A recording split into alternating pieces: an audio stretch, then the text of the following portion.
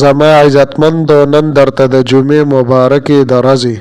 یوه ډېره خاص او عظیم الشانه وظیفه بیانوم. دا دومره عالیشانه وظیفه ده چې چا هم کړې ده.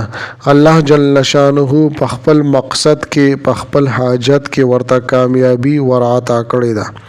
ښه حاجتونه هغه مقاصد چې دې بنده ته په نظر باندې ناممکنه راځي، لیکن دا عظیم الشانه وظیفه د هغې حاجت لپاره کافي شوې ده. د الله جل شانه په فضل و کرم سره او د دې عظیم الشانې وظیفې په برکت سره چې دا ډیره مختصر ترینه وظیفه ده، لیکن د اثر په اعتبار سره، د طاقت په اعتبار سره او د ډیر زیات تاثیر په اعتبار سره زما عزتمند ډیره حیران کنه وظیفه ده. د حاجتونو پوره کېدلو دپاره به تاسو ډیر وظایف کړي وي، لیکن دا عظیم الشانه وظیفه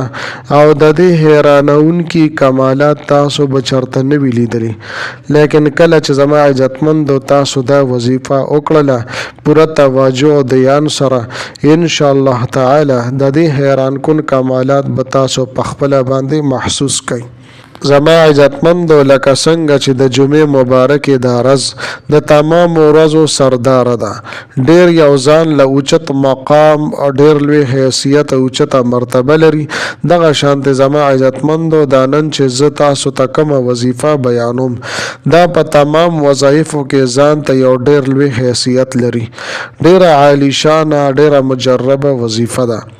ځکه چې په دې وظیفه کې رب کریم ته یو منت دی، یو زاری ده، یو آه ده، یو دعا ده.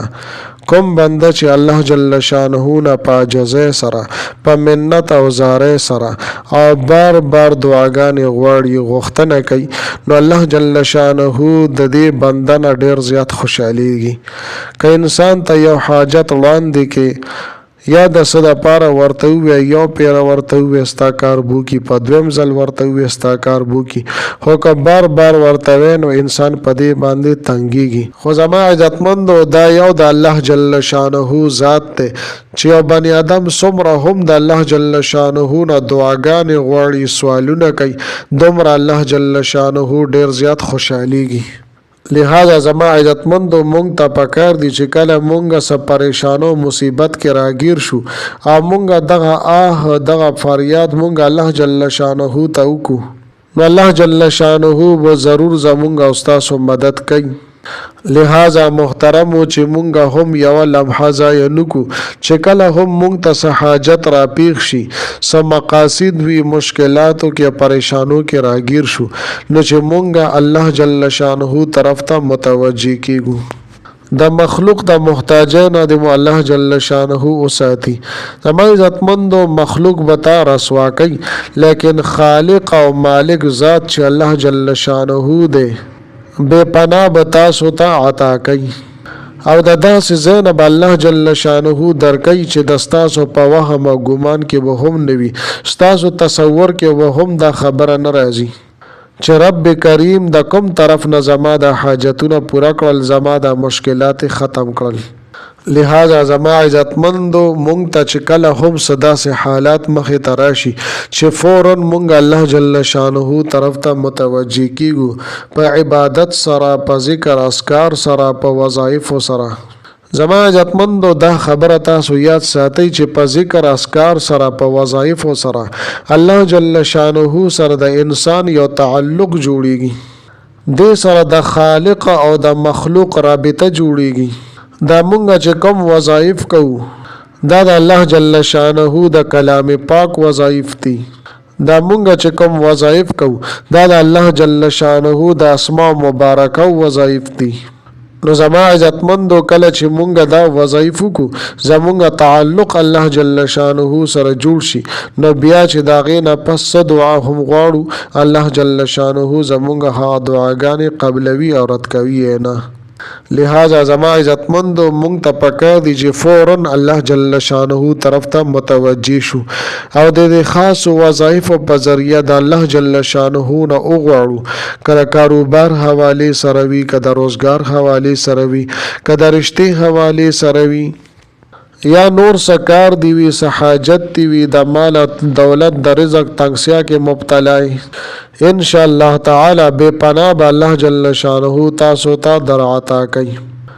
او د داسې زینه به درکې چې دستاسو په وهم او ګمان کې به هم ناراضي زما عزتمند وظیفه خو ډیره مختصره ده خو په دې کې چې الله جل شانه څومره اثر کې هودلې په دې وظیفه کې څومره تاثیر دی د هغې څه انتها نشته او بیا زما عزتمندو د جمعې مبارک ورځ چې دا د ټولو ورځو سردار ورځ ده په دې کې څه خاص لمحات دي څه خاص ساعتونه دي چې الله جل شانه په هغې کې د خپلو بندګانو دعاګانې قبلوي لہذا زما عزتمندو چې مونږ دا کوشش وکړو چې د جمعې مبارکې په ورځ باندې هر لمحه هر ساعت او هر ټایم مونږ د الله جل شانه نه دعاګانې وغواړو کېدای شي مونږ چې څه ټایم دعا غوښتلې وي دغه د قبولیت والا لمحه وي خو لیکن زما عزتمند علماء کرامو په دې کې څه اقوال ذکر کړي دي یو قول مطابق چې څه ټایم خطیب صاحب خطبې ته ودرېږي لومبۍ خطبه ووایي او بیا په منبر باندې کینی دویمې خطبې دپاره نو دغه ټایم کې الله جل شانه دعاګانې قبلوي دویم ټایم زما عزتمندو د جمعې مبارکې په ورځ باندې د مازدیګر نه واخلي تر ماښامه پورې دا ډېر مبارک ټایم دی دا وظیفه به زما عزتمندو تاسو د مازدیګر نه واخلې ماښامه پورې د دې په مزمز کې به تاسو دا وظیفه کوئ ان شاء الله تعالی ضرور به الله جل شانه د ستاسو دا حاجتونه پوره کوي زما عزتمندو که تاسو ته په ژوند کې څه قسمه حاجات راپېښ شي او هغه حاجتونه تاسو ته داسې ښکارېږي چې دا خو ناممکنه دي او تاسو د دې نا امید یې چې یاره زما د حاجتونه به څنګه پوره کېږي د دې پوره کېدل مشکل دي یا تاسو یو داسې مشکل او پریشانۍ کې راګیر یئ چې هغه د ختمېدو نوم نه اخلي برابره خبره ده که دغه مشکل او دغه پریشانۍ د ژوند کمې حصې سره هم تعلق لري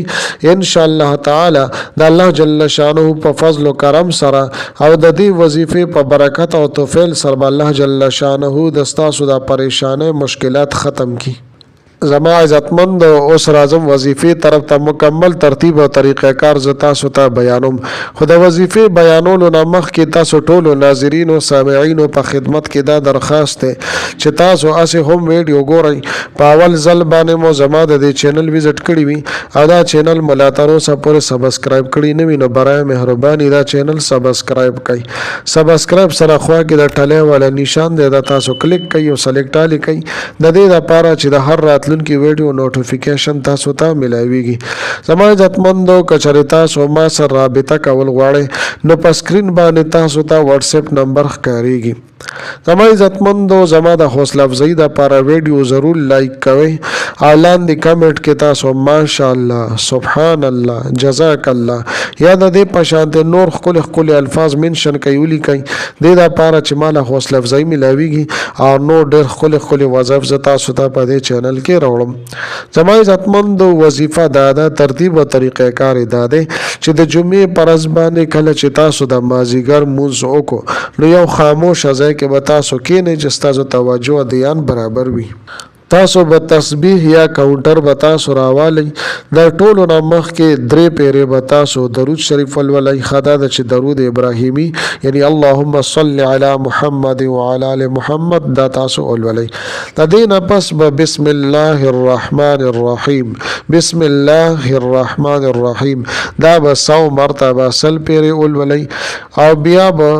یو دعا ده یا ربنا یا ربنا یا ربنا دا به 7 مرتبه و پیرې به دا تاسو ولولئ او په آخره کې بیا 3 پیرې درود شریف ولولئ او بیا به د الله جل شانه نه انتهایی عاجزۍ سره دعاګانې وغواړئ ان شاء الله تعالی چې تاسو څه مسله هم ده الله جل شانه ضرور د تاسو مدد فرمای زما عزتمندو ډیره بهترینه وظیفه ده ډیره مجربه وظیفه ده په خپل باندې هم وکئ او د صدقه جاریه په تور باندې هم شیر کړئ